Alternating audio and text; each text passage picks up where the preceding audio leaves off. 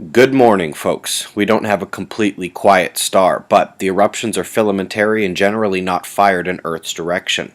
An SDO maneuver hid the northern filament snap, making this one here the most visibly impressive eruption of the day. Billions of tons of plasma in a Saturn-sized loop.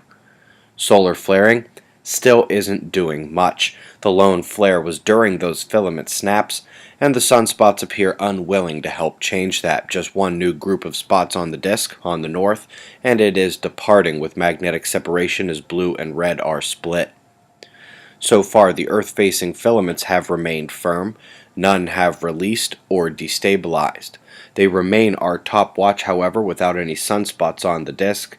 These thin ropes are capable of releasing with almost no warning whatsoever. Looking at the solar wind, the magnetic situation suggests we may have recently hit a sector boundary. IMF prediction appears to confirm the phi angle delta. We've got calmer streams in general. Earth's magnetic field doing very well this morning. We are still awaiting a speedier stream from the departing coronal holes you see here. Incoming on the left is a slightly darker area, and that's going to be our next coronal hole. It is a negative equatorial extension of the southern polar opening. It will face Earth in about 3 to 5 days and is currently carrying medium to high level power. Top quake of the last day was a 6.0 that struck Fiji. This earthquake ranged from magnitude 5 all the way up to 7.0 on an auto reader, so 6.0 is a fair judgment, I suppose.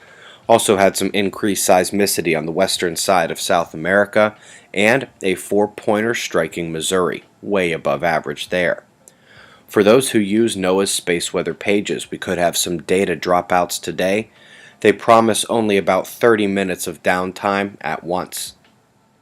Got a great article here on how subversively intrusive GMOs have become at the grocery store, and probably your home as well. Last night, we released the first quarter report for 2015. The State of the Observers was posted last night here on YouTube, and it is linked for you below. It's a relatively important update we'll try to hit every quarter while we keep everyone caught up to date.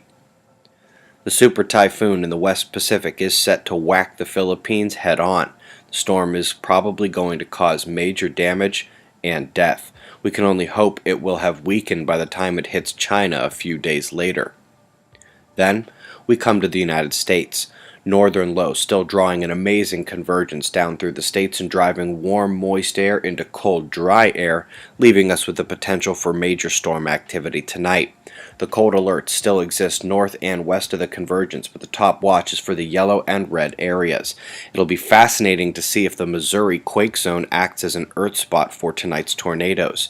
Torcon from the Weather Channel has that zone in its crosshairs, and frankly the alerts tomorrow aren't going to be much lighter. In Europe, we see a large-scale vortex flow to the wind into and around the low in Eastern Europe. That large-scale flow dominates the area and dictates the movement of all the clouds in the region. Down under, it's a simple matter of following the convergence here up and across southern Australia. It's where a strong cloud line is shifting across the land. Weather shares are appreciated. You've got your current conditions and shots of our star to close. 2015 first quarter report is linked for you below. Check it out. Eyes open. No fear. It's 6:05 a.m. Eastern Time, and that's the news. Be safe, everyone.